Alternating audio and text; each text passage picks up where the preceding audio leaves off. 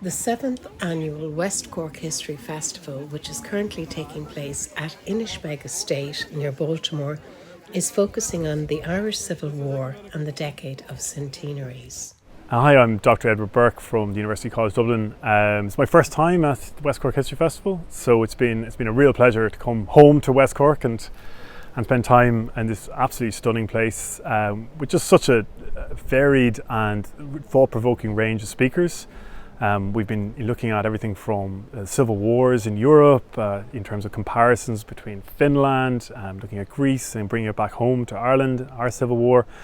And to have the Tánaiste Micheál Martin sort of bring that together as well in terms of thinking about Ireland's place in the world, how our experiences resonate or differ from other countries. I just think this has been an absolute feast, for a historian and for just as someone who's interested in the variety ranging across away from my own period, which is mostly 20th century, thinking about how previous early modern history epochs have shaped us and thinking about that. So just the richness, the thoughtfulness, and the range of papers, but also this kind of theme that we've been looking at, which is borderland, thinking about borders and thinking about frontiers of knowledge and ethnic divides, cultural divides, thinking about gender. All these divisions that we've had in the past, and then thinking also about how we overcome some of these or not. And that's where my paper fitted in. So I've been focused on looking at what was the Ulster Loyalist population within the Irish state after partition. So the three counties of Cavan, Donegal and Monaghan, and how their experiences, how they adapted to the new state, and how some went in different ways, and some clung to the old ways of Ulster loyalism. Others sort of very much reimagined themselves then and found their place as nationalists, as people like Billy Fox, TD, more recently Heather Humphreys, who are aware of their Ulster loyalist past, but have in between the generations, reimagined their identities. And then I looked at others who haven't so much and perhaps have stayed, to the old ways. And thinking about that complexity within Ireland, that there are, yes, we have a political border, but sometimes cultures and identities can even sort of can very much transpose these. That people can be linked in various ways. That our border is sometimes hard to identify in this island, hard to see, and that families who are put on one side or the other can sometimes try and maintain relations in complicated and interesting ways. So that was very much the theme of my talk today. But it's been I'll certainly be back. I'll be back every year after this. This has been really a revealing and fascinating few days. The social aspect of the West Cork History Festival should not be underestimated, but most people were keen to hear the Tánaiste Micheál Martin speak at the opening on Friday night. This festival stands out because of its commitment to combining both diverse perspectives and serious discussion. Too often people talk about wanting to be challenging or to offer new perspectives, when actually they merely offer another platform for people who agree with each other. This year's programme, I think, is particularly important because it addresses critical issues about how we think about our past and how, or indeed if, we use this knowledge to think about our future. It's great that the weekend will begin with Glenn Patterson, who has done something which we need a lot more of. He has taken a profound constitutional question and brought it down to a human level.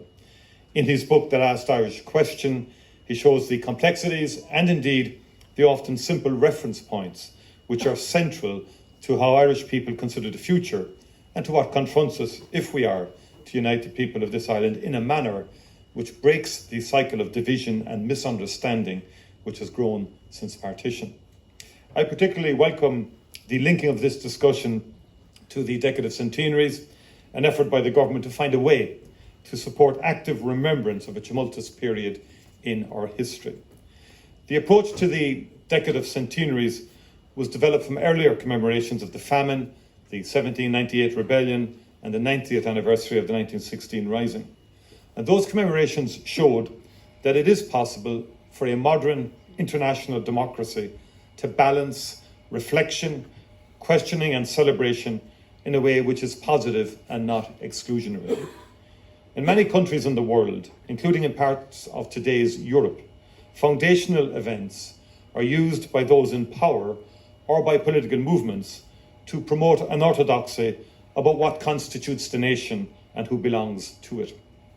We can also see many examples of efforts to reinvigorate past controversies, using history to create new divisions rather than to learn how to avoid them. While on the one hand, there have been these obvious attempts to impose orthodoxies about history, on the other extreme, there have been those who effectively question the very idea of history as a public concern. Over recent decades, some prominent international theorists of history have implied that any focus on events, personalities, or chronology is no better than playing memory politics.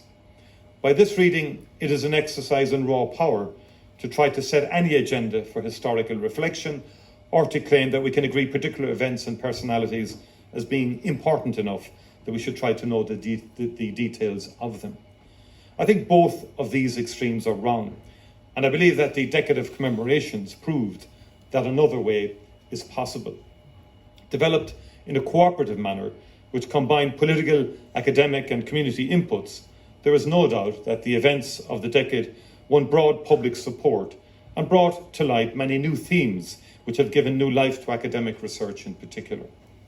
There was no attempt to impose a fixed narrative, and space was always provided for different perspectives.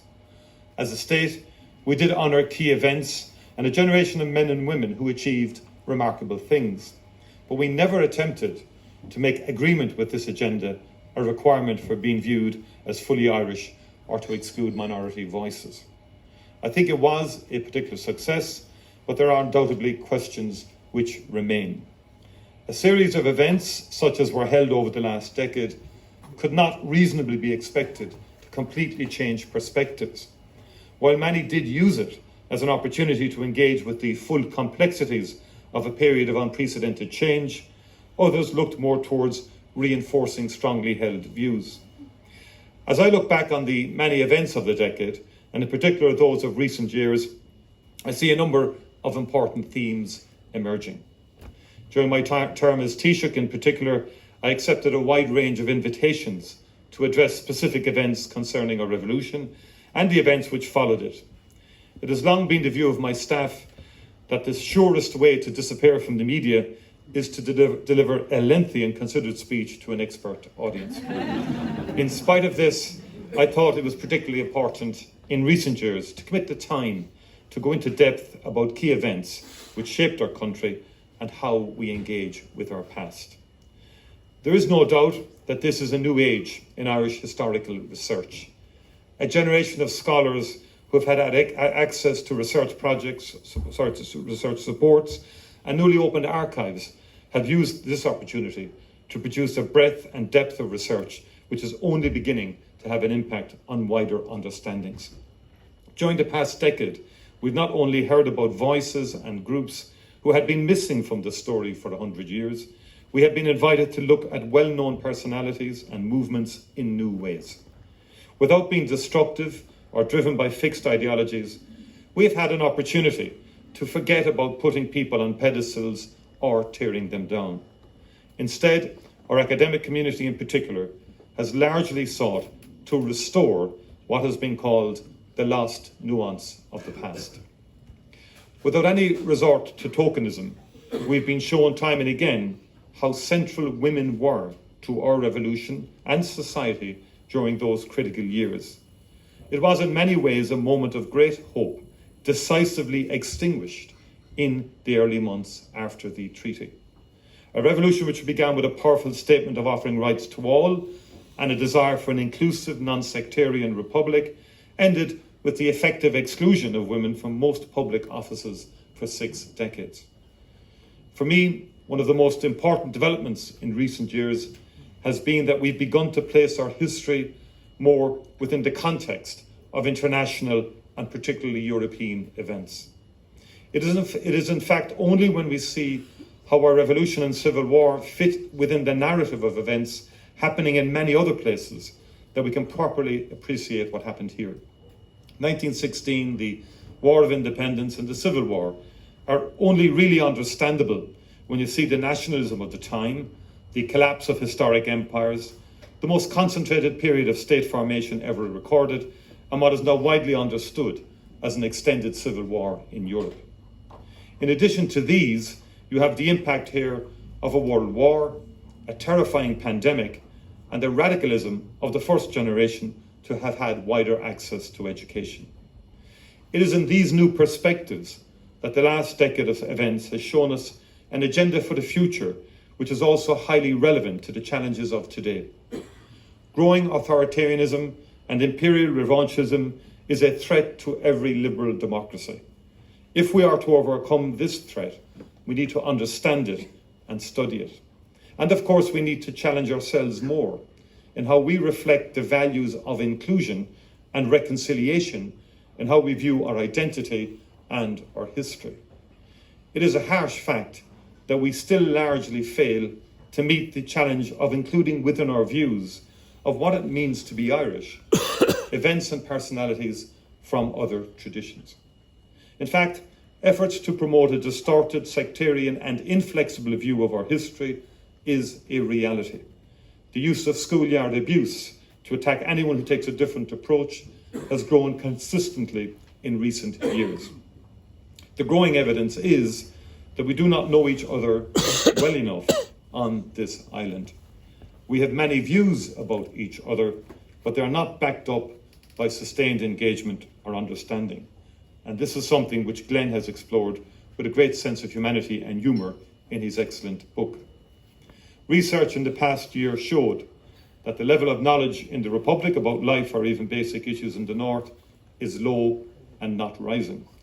And a quarter of a century after the Good Friday Agreement, we keep missing opportunities to engage and to work together to benefit all of the communities on this island. And that's why the Shared Island Initiative, which we started over 2 years ago, is so important. Because for the first time ever, there is now an effort underway systemically to go beyond speeches about cooperation and understanding and actually to do something lasting to build them. A programme of independent commissioned research is looking at the facts of what is involved in public services and policies which have been apart for a century. And excellent work has been undertaken by the ESRI and the National Economic and Social Council. How do the dynamics of educational disadvantage differ? How can we help disadvantaged communities to develop? How can we build infrastructure and vital services to benefit some of our most marginalised communities? And a €1 billion investment over a decade has been committed and has already been spent on a range of initiatives from research to biodiversity to conservation. And there's been an outstanding strand on dialogue where over 3,000 people have met under different auspices to engage in dialogue, from young people to women, and a new women's forum has been established, to the biodiversity and climate network on the island also. These are the type of issues and indeed questions which are being addressed by this agenda, and we are determined to grow this initiative on a people-to-people basis. Because if we are to talk about how we learn from our history, about how we engage with each other, and how we build a lasting peace and reconciliation, then this work is absolutely essential. Thank you very much indeed. It's a privilege of being with you.